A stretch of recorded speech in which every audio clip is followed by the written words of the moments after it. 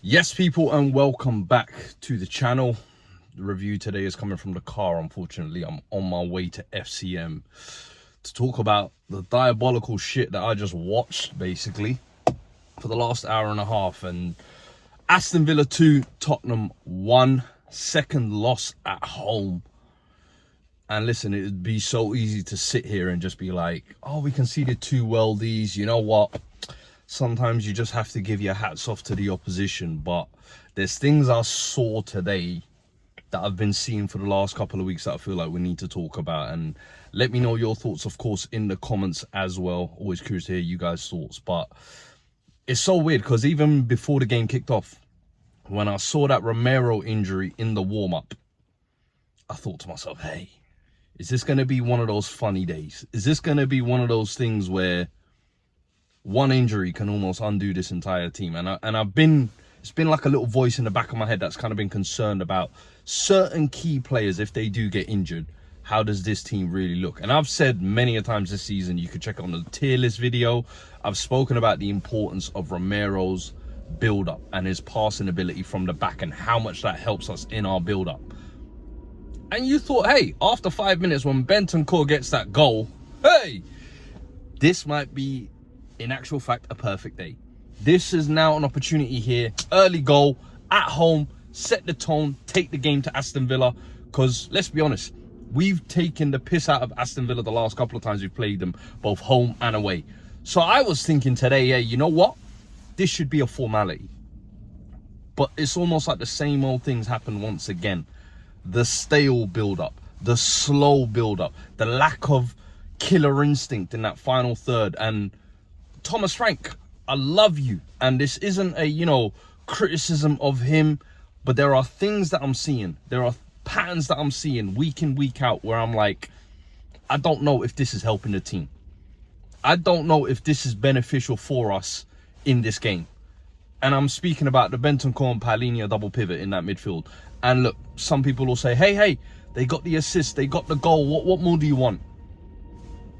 After that, what happens? After that, what happens? Because the build-up, the slow play, the lack of forward passes, it felt like every time we're almost trying to build out without Romero and those two playing in front, that whole midfield, that whole central area is pretty much useless. It's useless. It's basically give it to Porro and hope that he creates a massive ball for somebody who's running on. Or knock it to Kudus and inshallah, he will spin like a Beyblade and someone will get spun out of their boots and maybe he can create something. And credit to those two because they seem like the only two that kind of had that gusto, had that bit of spark about them to actually do something. Kudus, I can't lie to you, since he's come in, he's been incredible. The way he takes his man on, it's like 9 times out of 10, I know he's going to beat that man. It's just a case of what he does after that. Pedro Porro, I've been speaking about it. When I was doing the tier list, I said he's one of the pillars in this team. You cannot sleep on what he brings. That passing and the variation that he's got in his game, unreal. But that's just the right side. What about the middle of the pitch? Completely neglected. We can't create to save our lives through there. And you leave it for so long. You don't make the changes. You're just like, you know what? I can see we're not, very fluid through the midfield. We're just going to leave it like that for 70, 80 minutes. It doesn't make sense. And then I spoke about how good the right-hand side is. Let's talk about the left-hand side because I feel like I've mentioned it a couple times in tweets as well where having 2 right-footers on that left-hand side, I think sometimes can work. For example, when Mo Salah's playing for Liverpool and you want to play Jed Spence left-back, it makes sense. But when I look at the form kind of Udogie was in the last couple of weeks, I'm thinking, now is the time to get it running. Now is the time. I need some directness on that left-hand side because both right footers, all they want to do is come inside and it makes the pitch so much more narrow. We already don't have natural width with our wingers. Kudus wants to come inside sometimes and sometimes go on the outside. But I just feel like sometimes when you're playing 2 right footers on the left-hand side, it just makes it so condensed and just doesn't allow you to have variety in your attacks, have variety in your creativity. And it just looks stiff and stale. So then once again, you can't go down the left. You can't go through the middle. Kudus and inshallah. Pedro Porro and inshallah. And I'm like, come on, man. This is now like the 8th week we've been seeing this. We've had 2 international breaks to be able to iron these kinks out, to be able to, Frank, to see this and say, you know what? Palhinha and Bentancur doesn't work. Maybe I need a Bergvall in there. Maybe I need a Sarr in there.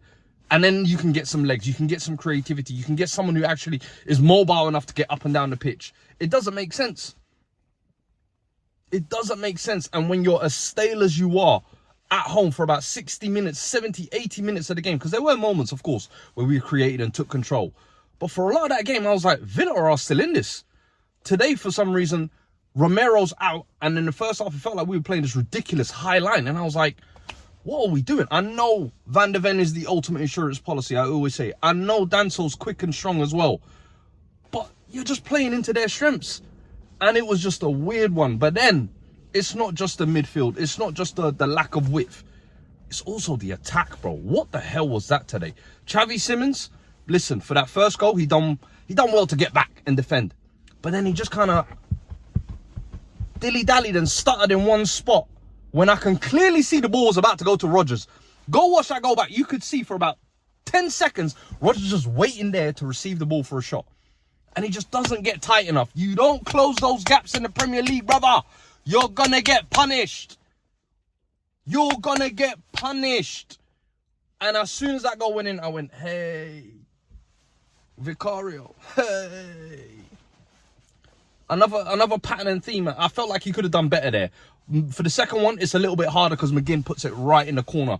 But even that, how does Jed Spence get left a 2-on-1 on one side? Who isn't picking up their man? It's the same things we've kind of seen over the last couple of weeks. And this game is another one at home where the performance just looks so lackluster. The last one was Bournemouth, and that was before an international break.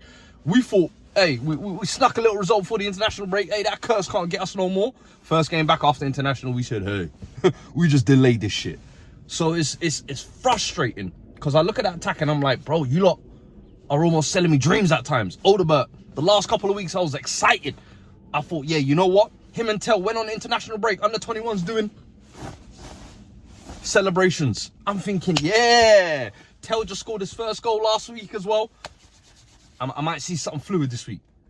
And I got nothing from them boys today. So individuals not stepping up for me. Managers, I'm sorry. You have to do better in how you interpret this team, in my opinion. You can clearly see now we've gone about 8-7 weeks. I'm all for being resilient. I'm all for being hard to break down. But in some games, and especially when you're at home against the Villa side that I think we're capable of beating, you should be taking a little bit more of the front foot in games like this, in my opinion. You should be taking more control and dominating. And I just don't feel like we've seen that in this game or in the Bournemouth game. And those are the 2 games that we've lost this season. And both are at home. Your home is meant to be your fortress. I know at Brentford, it's almost like 8 out of the 10 games you play, you're on the back foot. You're having to play counter-attacking football. So maybe it's like an old reflex muscle of Thomas Frank to just think, you know what? Safety first. Maybe play with the handbrake on a little bit. Brother, drop the handbrake and drive. Because otherwise you're just going to keep getting caught in the mud. And this isn't to say, you know, oh, Frank, you must improve. No, but there are things we can talk about and actually say they need improving on. I'm sorry, the fluidity of this team, I'm not seeing it. It looks too stiff. It looks too stale sometimes. And I just want a little bit more. And I didn't see that. And individuals for me are not stepping up either. The substitutions didn't make the impact today. I know Kolo Muani made his debut. Scuffed a big chance at the end. Brennan Johnson similarly scuffed a big chance at the end.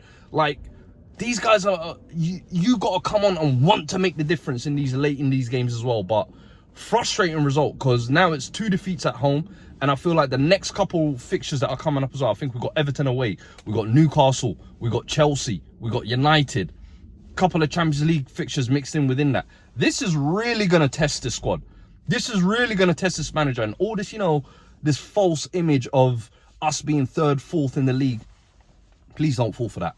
Please don't fall for that because you will see the real reality of this team over the next coming weeks. And I'm curious and I'm watching to see how Thomas Frank really adapts his team because if you keep sticking with this double pivot, you keep sticking with 2 right footers on the left-hand side, you have no other form of creativity. If one of these number 9s don't grab this fucking shirt by the scruff of the neck and take ownership of this and score some fucking goals, we're going to be in serious fucking problems here. we're gonna be in serious problems. So right now, I'm a little bit concerned. I've been concerned the whole way because I'm like, hey, I can't complain too much. We're getting points on the board.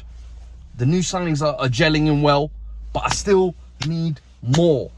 I can't lie to you. I need more. And this isn't to put too much pressure on Frank or nothing, but I need more. But let me know your thoughts anyway in the comments. It is what it is. I'm on my way to FCM. Make sure you guys check that out later. I will catch you guys on the next video, people. Like the video if you have as well, if you've gotten this far. I will catch you guys on the next one. Take care.